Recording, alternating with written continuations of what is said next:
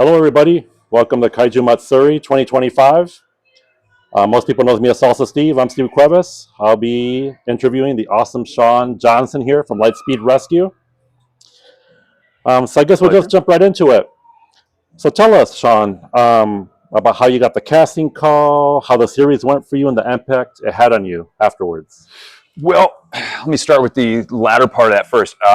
This impact on the series has been amazing because the fandom is incredible, and at the time, I knew it was quite an opportunity and an honor to be able to step into that Red Ranger role. But I honestly had no idea that the franchise would have this much staying power and means so much to so many people over so many years. So Yeah. it's become even more humbling as the time has gone on. But the casting itself for me was very fast. I was on a show called Safe Harbor, which was on an old network called the WB, which became the CW and all that. But at the time, I met an actor on the show who was one of the leads named Christopher Kamen Lee, who played Andros on In Space. And Safe Harbor was winding down. I was in the process of coming out to LA, heard about the fact that they were casting for the next season of Power Rangers, which happened to be Lightspeed Rescue. And then one thing led to another and ended up on the show. So Awesome. And then just a little bit more about the impact. So afterwards, I'm sure conventions, and you remember like your first one, or where you were, or what city you went to first, or as far as conventions, the first one I did was Power Morphicon. I don't remember the year, but I'm going to guess around 2012, maybe. I'd have to look. It was a little while back, but that in and of itself was mind blowing because I, had a little bit of convention experience and exposure on one end, but it was really kind of just San Diego Comic Con as just a fan being aware of what they were. But the fact that they were organizing a convention specifically around the Power Ranger community, I thought was very special and very cool. And to be able to attend and see, the love and outpouring for the franchise in person on my end of it, being a part of it was just incredible. So now as a fan of myself, I have to ask. Tell us your thoughts about the Red Ranger episode where you got all the Red Rangers together for with that Forever Red crossover. Correct. So it obviously has had enormous staying power. I have encountered many people who that is kind of peak Power Ranger for them, which is great. But at the time, it was for someone like me relatively new. Although we had Time Force and we were in the middle of doing Wild Force. Still felt very new within the franchise, and it was my first opportunity to meet icons like Jason David Frank, Austin St. John, and so to have the opportunity to meet the folks that really launched Power Rangers into what it is was incredibly cool and an honor. And the guys were amazing, and to be again part of an episode that's been so iconic for so many people is just is such an experience. Awesome. Now, a question that we talked about briefly yesterday. You were telling me about singing, and I joked about making a band.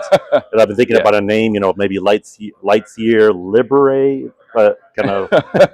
So tell us about that. Some of your other cast members are also singers, right? Yeah, I was gonna say I will not claim to be a singer. I wish I could, but I probably can't carry a tune. But yeah, I was gonna say two cast members that in particular work actively as both musicians and singers.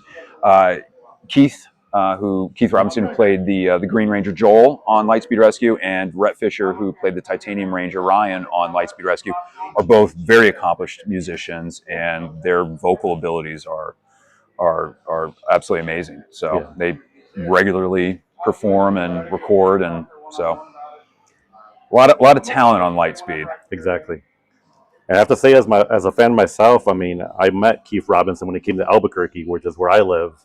Oh, and awesome. He is phenomenal. We had a 15, maybe 20-minute conversation. Oh, super cool. And we talked about everything. Yeah. So he was great. Guys. Yeah. And then tell us about any future projects coming up. We'll just have to wait. Let's say wait and see. I was going to say there's a lot of things that are in motion, but nothing I can speak of at the moment publicly. So okay.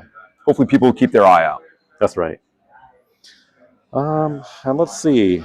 Um, what are some of your most memorable moments from different conventions You know, you've had? Some like fan interactions or something that somebody gave you, no, or I'll say in general. Listen, I've been given some awesome gifts, and it's always touching. But more than anything, just hearing stories from fans on what Power Rangers as a franchise has meant to them, and what Lightspeed Rescue has meant to them in particular, is always incredibly flattering and humbling. And selfish. I shouldn't say selfishly, but in respect to Carter in particular, the number of folks that I've met that have either been first responders or decided to go into the military because they felt inspired by the ethos of giving back, and what how Lightspeed, they were first responders in many respects before they became Power Rangers, and that they found inspiration in their own lives to pursue those paths to try to give back, and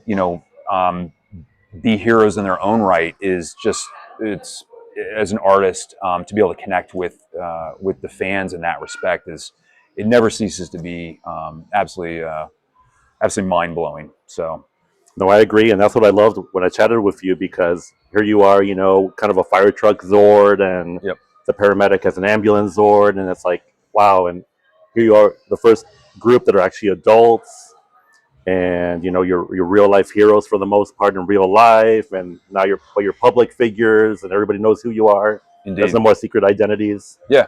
So that was interesting for me, and as a child, seeing that as a child, it was entertaining, but watching it again as an adult, you're like, wow, like, had a more mature aspect for the first time for me. And I know, So as fans, it was a little jarring at first, yeah. because some of the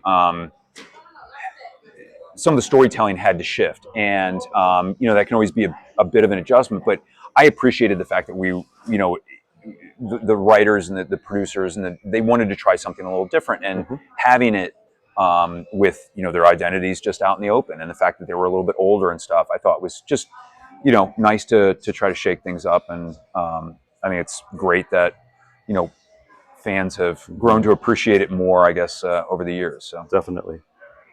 And what do you think about these new Power Ranger projects that they're working on? What are your thoughts on that? I think Carter Grayson should be involved in any and all future Power Ranger projects. So I agree. I have some ideas if anybody wants to reach out.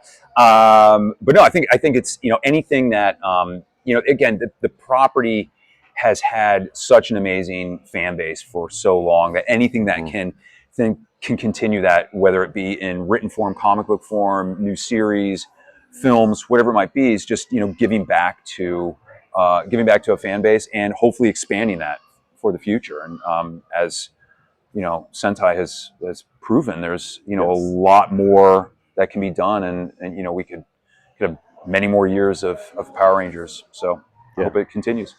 Yeah, and I agree, because I know for me, Super Sentai, I mean, I just started a couple years ago, and wow, to watch Jew Ranger, the inspiration for Mighty Morphin, and now I'm on Die Ranger, the inspiration for the second season of Mighty Morphin. It's wow, to see those connections, but then they're individual, different cast. They never had the morphing of the original Zords to the second season Zords. So I like the original content, a little bit more mature Right. from Super Sentai. And I understand it's more of a kids show. That's what Saban wanted, kind of, for Mighty Morphin and beyond. But now to kind of see maybe a mixture, um, like I've seen some of the shows, it's more of a hybrid, taking some of the original source and making it a little bit more mature. Like I remember, like Right. In Space, when you finally have, like, right, even Lost Galaxy, when somebody finally dies on the show, and you're like, wow, like Right. Kendricks, it's like, wow, and now Astronema becomes good, and she takes over as the Pink Ranger, and so it's like that mature element. Now Absolutely. as an adult, it's awesome to see. Maybe as a child, you're like, oh my gosh, like one of my heroes died, but Yep. as you start maturing, you're like, wow, but I love that content. And I think other franchises have proven that approach can work. I mean, whether Yeah. it's Star Wars or Marvel, or they can have certain incarnations that are more campy and geared towards a younger audience, or be a little more lighthearted, and then they can also go darker and have Yes. you know I just finished watching Andor somewhat recently, and it's like that, and it's like that strikes rather mature tone, and but it works, and it's still within the Star Wars universe. And I think Exactly. there's a lot of opportunity there with Power Rangers to hit it on multiple levels and hit different audiences and what they're looking for, and still stay true to what is Rangers. Exactly. Awesome. Well, I think those are the only questions I have at the moment. Anything Excellent. else you want to talk to us about? No, Talk just to the fans about? So it's great meeting everybody who comes out, and I've had a great time here at Kaiju, and I hope in the future I get the opportunity to meet even more of you. So we have the Awesome. best fans out there. It's great. Yeah. Well, thank you, Sean. Thank I you. appreciate it. I appreciate it. Yes. Have a good one. Thanks, guys. Yes. Oh, wait, it wasn't recording. Oh, awesome. no. We can start over.